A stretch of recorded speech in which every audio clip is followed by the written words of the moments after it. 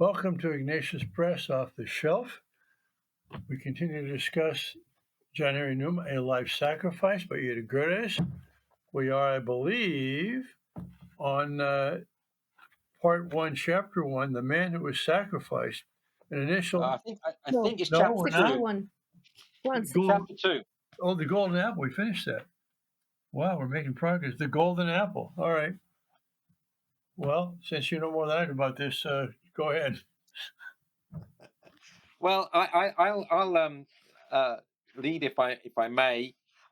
So on the opening page of that, we were saying actually we went there about how much Ida Görres, if I'm pronouncing that correctly, the author of this, brings an awful lot of her own personality into it, which is good because she's a great writer and a great personality. But she talks about the golden apple here, and the golden apple is this sort of belief in human progress without the necessity of the divine.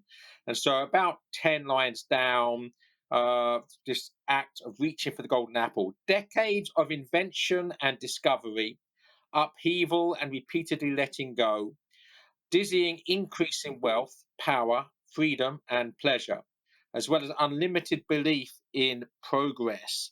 And then further down, about another 8 lines, and these are in free thinking, so free in inverted commas, unprejudiced in inverted commas science, and living out in inverted commas the free development of one's personality.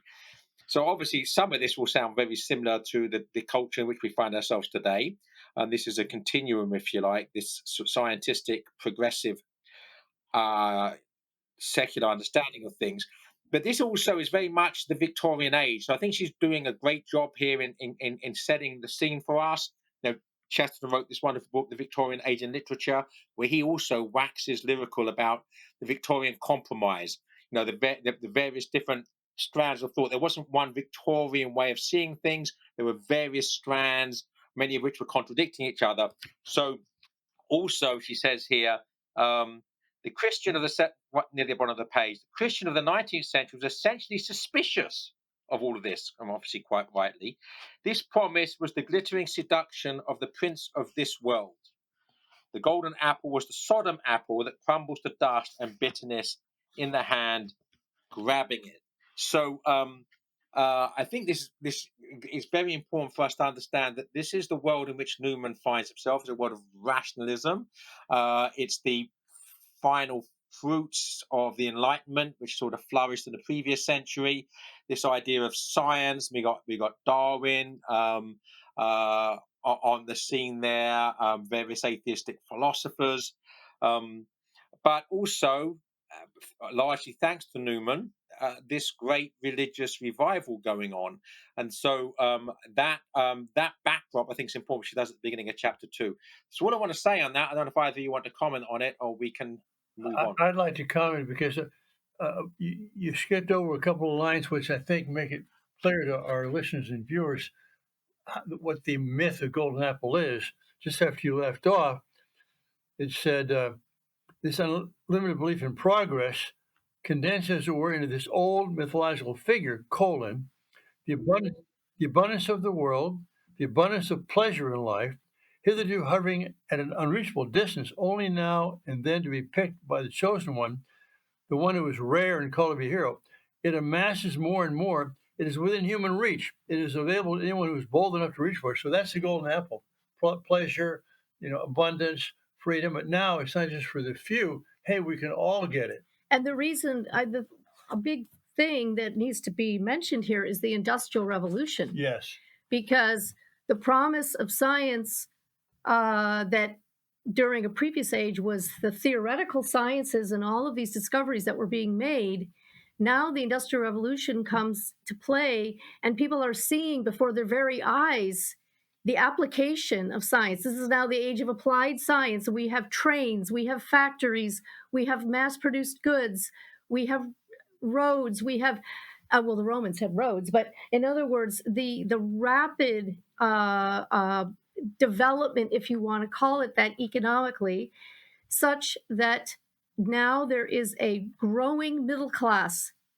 There's always been a craftsman class and a professional class, but with the advent of the Industrial Revolution, we now have a rapidly growing middle class in England and elsewhere. And so this seeming promise that science made to the world is seemingly being fulfilled before their eyes.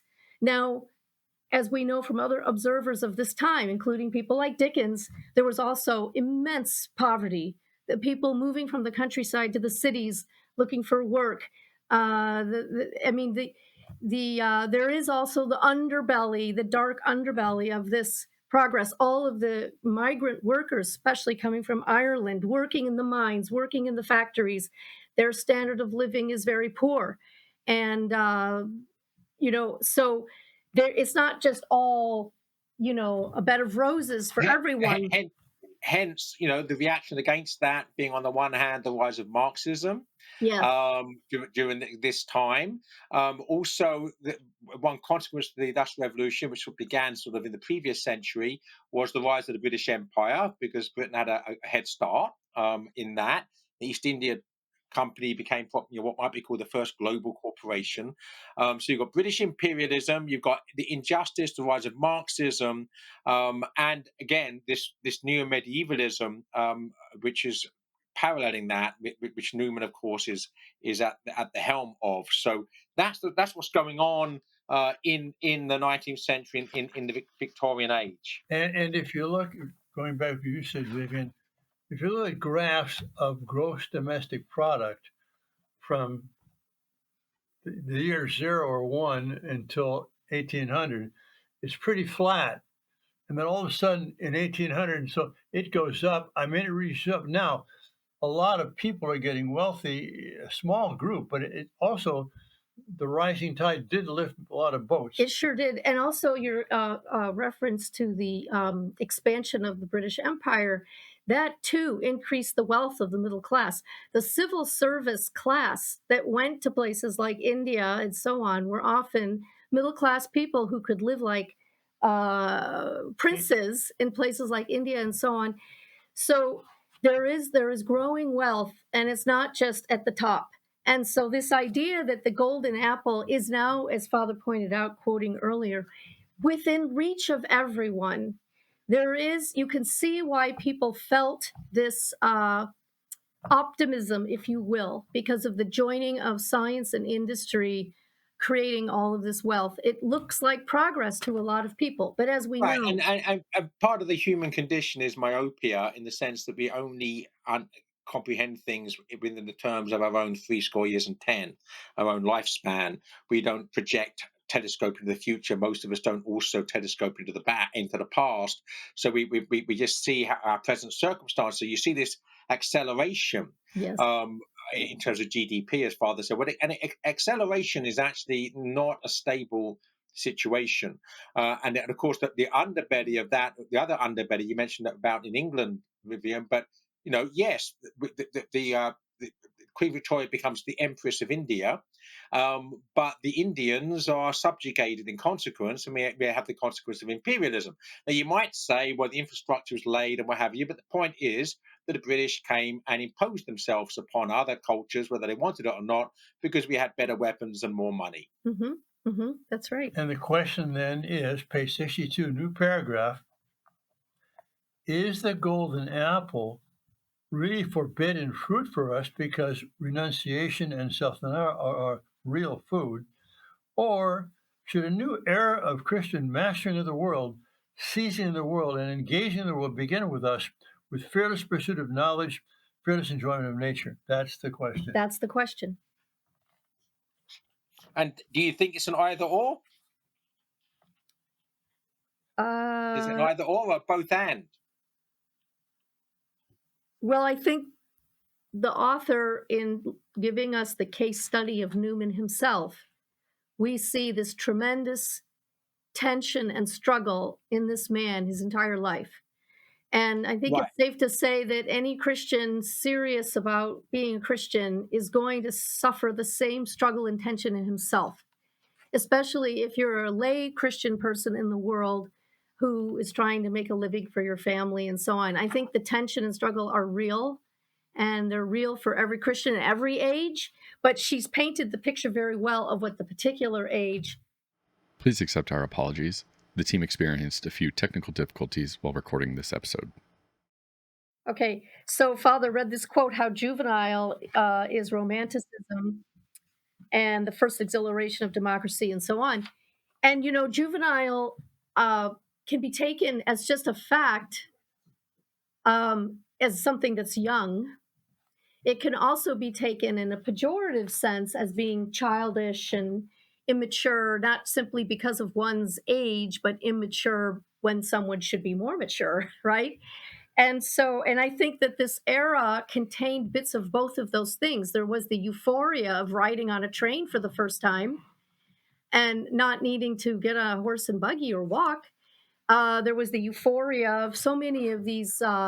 Think of the Crystal Palace built by Prince Albert and the first international exhibition, and there was all of this excitement, and some of it I would have been excited too had I been alive in that age. But uh, if you ever lose sight of the fact, back to your question about renunciation, Joseph, if you ever lose sight of the fact that this is a fallen world, there is no perfection here. It's a valley of sorrows. All of us have to pick up our crosses if we're Christian disciples. If you allow the enthusiasm to take away your Christian realism, then I think you will be in a juvenile place. And now I mean it pejoratively. That I'm really pleased that Father selected that paragraph at the bottom, page 63, because I also have it highlighted, and reminds me that there's two types of romanticism, two waves, in fact, what I call the light romantics and the dark romantics. So Wordsworth and Coleridge, I would say, were childlike, where Shelley and Byron were childish, and then that's we go back to obviously Christ says, unless we become like little children. So to be childlike is necessary. And I think Newman remained childlike. It's one of the beautiful things about him. But to be childish is to refuse to grow up, yes. to reach puberty and adolescence and endeavor to stay there.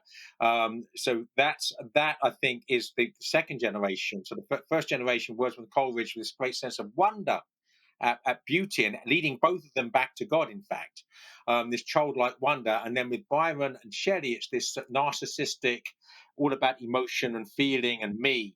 And so this childishness. And I think Romanticism has both those.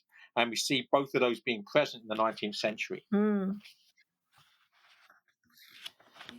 I love his reference. I don't know if you got this far in the reading, Father, but how very much Goethe sensed, top of page 64, how very much Goethe sensed this side of his contemporaries in The Sorcerer's Apprentice. And this connection by Goethe, who is obviously late 18th century, so during the Enlightenment, but seeing a connection between scientism and the love of technology and magic and sorcery and alchemy.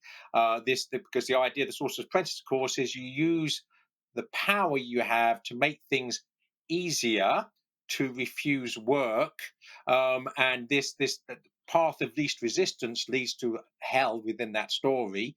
But we have the challenge of AI at the moment, where we're in danger of using the path of least resistance to enslave ourselves. So the same, and this is 200 years after Goethe. Well, 150 years, 250 years after Goethe, right?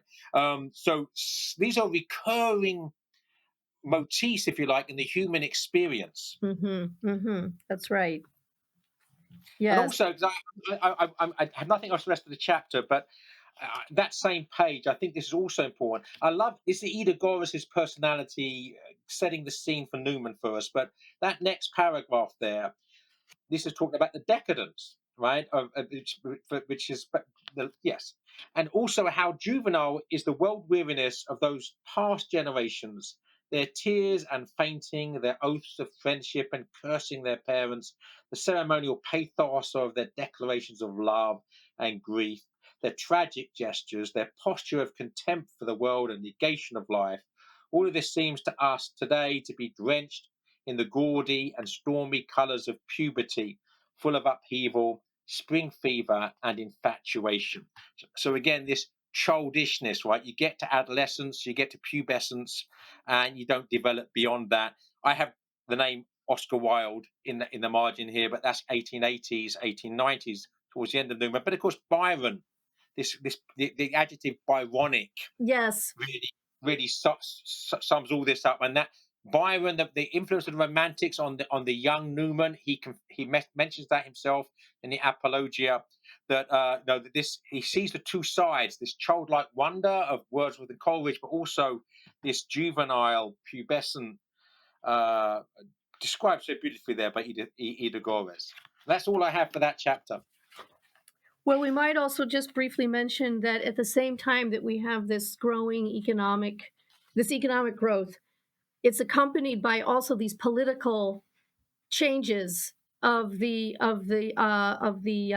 rise of the third estate, as she calls it. In other words, these, and it's true that these ruling families, in Germany, in Austria, in Russia.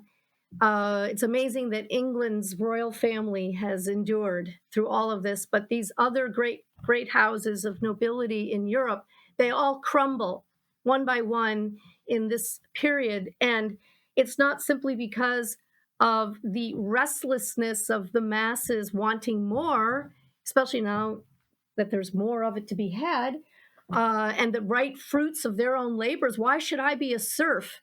In Russia, when the royal house is swimming in riches, why should that be? Okay, it's only understandable for people to question these things and demand more for themselves, to be able to enjoy more of the fruits of their own labor and not have it all just taken to enrich the few, right? I mean, these movements are happening at the same time.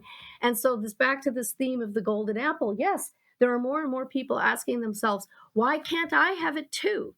And Also, just to complicate things and make it more complex, a lot of the people that do now have it, you talk about the middle class, the nouveau riche, right? The capitalists, the industrialists, right? They have power through money, and they start exerting it. So they start undermining or combating the old aristocracy. They start undermining or threatening the old monarchy. So it's not just the poor in the Marxist sense that are uprising against the status quo. It's the new rich, the new industrialists who are flexing their economic and political muscle, and that's also going on during the 19th century. Right. And though it is also true that these royal houses and the aristocracy, in many ways they had it coming to them. I mean, just because of your birth, you can live like Byron and cover up your scandals, and I mean, in other words, as the Magnificat says, the mighty are brought down from their thrones, and because they become decadent. Yes, I think this chapter covers the era and the culture in which Newman lived. And I think we could call it here, and then we'll go to the Newman himself. I want to say just one thing about the current circumstances, where the second richest man in the world, who is sometimes the first richest, there's kind of a competition up there, these multi-billionaires, he's on his sixth marriage. Mm-hmm. Now, is that man successful or not? He's not successful in love. Yeah. All right. Thanks, everyone. We'll see you for the next session. God bless you.